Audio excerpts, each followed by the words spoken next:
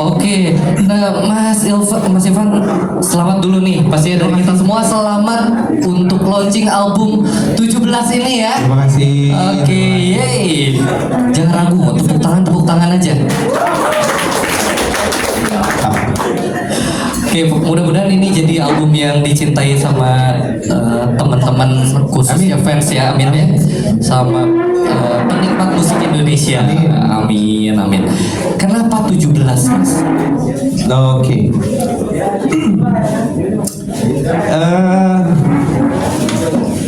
Buat proses pertama maksudnya ini bisa dibilang apa ya, hidupku itu keriset di Desember 2018 gitu ya. Aku nggak perlu cerita detailnya, cuma memang lebih ke maksudnya benar-benar keriset gitu hidupku tuh waktu itu. Sehabis itu sebagai musisi memang aku mengeluarkan single-single, jadi ada yang sama David waktu itu, David Naif waktu itu. David Noah lagi. Sama David Noah, terus ada sama Ariel Niji juga ada gitu. Jadi ada beberapa single yang keluar. Cuma memang begitu aku ngerasa aku perlu mengeluarkan album sebagai part of my identity sebagai musisi gitu kira-kira ya. Aku ngerasa apa yang perlu aku tampilkan, apa yang pengen aku keluarkan gitu ya sebagai musisi. Nah, di perjalanan aku workshop sama produser musiknya yang memang aku tunjuk itu musisi dari Yogyakarta, namanya itu Mas Momo. Jadi Mas Momo ini memang musisi Jogja yang memang mengetahui perjalanan karir musikku bahkan sebelum aku masuk Seventeen gitu kira-kira. Jadi bahkan aku sebelum di Seventeen dia tuh sudah tahu gitu, udah mengikuti dan udah barengan sama aku ngeband. Di perjalanan tuh muncul angka 17. Karena biar gimana pun hidupku ini selalu diwarnai sama angka 17 gitu ya. Maksudnya baik dari pertama kali jatuh cinta bisa dibilang kayak gitu ya.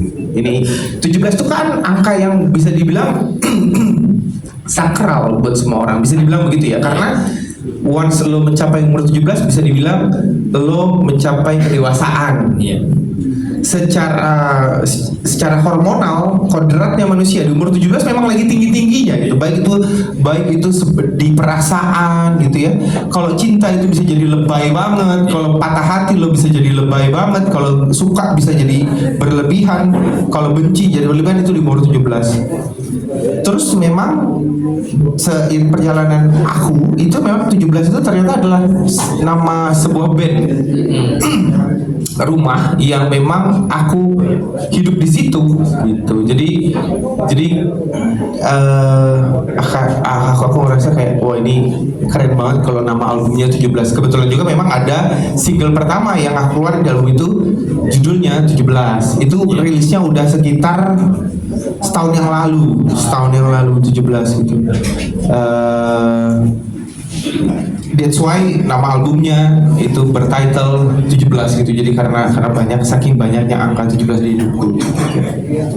Oke, jadi itu menjelaskan ya kenapa 17. Tapi padahal yang dijagokan Munajat Cinta. Iya. Oke, karena memori itu ya. Iya, sebenarnya bukan dijagokan sih. Sebenarnya single pertama yang keluar itu 17. Cuma memang belum rilis sebagai album. Ini masih single aja gitu. Terus akhirnya rilis lagi single yang kedua bertepatan sama album, nama singlenya judulnya Munajat Cinta. Oke. Nah, selain single 17 ya, itu katanya juga sudah sempet ada launching single sebelumnya nih, udah ada rilis single. Itu lagu apa ya? Oke, ada Janji Hati. Kalau sebelum 17 ya, sebelum 17 itu ada Janji Hati. Kalau sesudah 17 itu ada Pernah di Sana. Pernah di Sana tuh kemarin tuh aku duet kebetulan sama Rizky Irmansyah. Rizky Irmansyah tuh sekretaris pribadinya Bapak Presiden kita sekarang. Kebetulan dia dia kebetulan beliau itu anak band juga. Jadi Mas Rizky ini kebetulan anak band juga yang memang merilis single si Pernah di Sana ini bareng sama aku. Produsernya sama, masih Mas Momo. Lalu akhirnya jadi itu single pecah lah gitu. Jadi 17, terus ada single Selipan Pernah di Sana, lalu muncullah single kedua di album ini Munajat Cinta bertepatan dengan rilisnya album 17. Oh, oke. Jadi tapi itu tidak dimasukkan ke dalam album ini ya? Enggak. Oh gitu. Tapi katanya cukup spesial juga lagu itu. Pernah di Sana ya? Iya, Pernah di Sana. Karena ada katanya di video klipnya ada sosok Alhamdulillah. luar biasa. Gimana ceritanya sosok seorang Bapak Prabowo bisa ada di single itu? Di video klip ya. Iya, alhamdulillah. Karena memang maksudnya ini kalau di ini kita flashback dikit, kita berbicara tentang single Pernah di Sana. Ini nih lagu yang bercerita tentang perjuangan, tentang perjuangan. Aku merasa tidak cuma aku yang merasakan, tapi seluruh masyarakat Indonesia, teman-teman semua di luar sana itu pasti ngerasain kok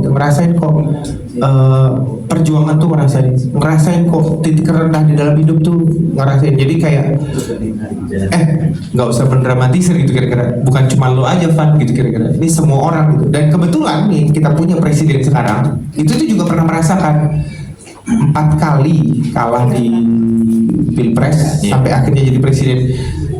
Gua nggak pengen mengaitkan atau mengambil sisi politiknya, tapi yang gue pengen adalah semua masyarakat Indonesia harusnya bisa berkaca kalau seorang presiden kita itu tuh pernah 4 kali kalah sampai akhirnya menang.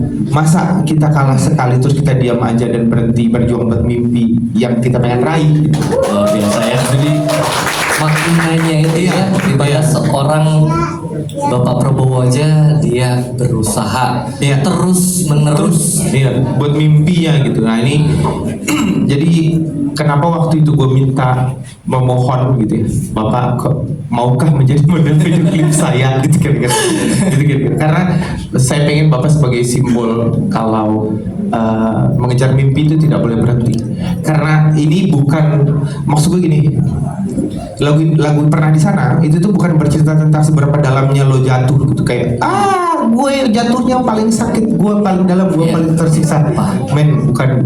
Tapi bercerita tentang seberapa cepat lo bisa bangkit dari kejatuhan lo dan lo berlari secepat mungkin buat mengejar mimpi lo. Ceritanya tentang itu. Bapak alhamdulillahnya suka dan mau akhirnya jadi video klip. Luar biasa sekali ya. Kasih tepuk tangan terutama dari Mas Ivan dan juga sekaligus kita nanti mau berdoa bersama, mungkin dalam hati aja doanya lah Pak ya. Kita sama-sama mengundang teman-teman. Silakan. Iya, seperjalanan aku di industri musik Indonesia, aku yakin kalau lagu itu elemennya banyak. Karena satu lagu itu bisa membawa berkah yang panjang buat semua orang. Berkahnya bisa buat penyanyi, keluarganya, pencipta lagunya, keluarganya, sampai ke manajemennya, anak istrinya, sampai ke kru anak istrinya, sampai ke IO yang buat konser, promotor, sampai ke tukang jualan yang ada di samping konser. Rezekinya segitu panjangnya, dan elemen penentunya lagunya itu bisa laris itu ya segitu panjangnya. Jadi aku minta doa teman-teman semuanya, semoga lagu ini, album ini itu tuh bisa menjadi wasilah jembatan rezeki buat orang banyak. Gitu. Ini luar biasa sekali. Sekali lagi tepuk tangan yang paling meriah. Dan Mas Ivan silakan boleh diambil pisau buat memotong tumpengnya. Oke, ini kita boleh cabut ya.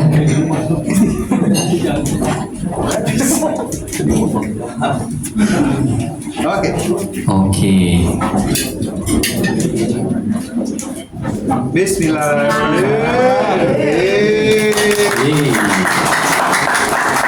Nah, potongan pertamanya mau diberikan pada siapa nih? Jangan lupa juga lauk pauknya harus diambil katanya semuanya ya. Sedikit-sedikit tapi semuanya, karena ini mewakili segala doa nih kalau tumpeng itu.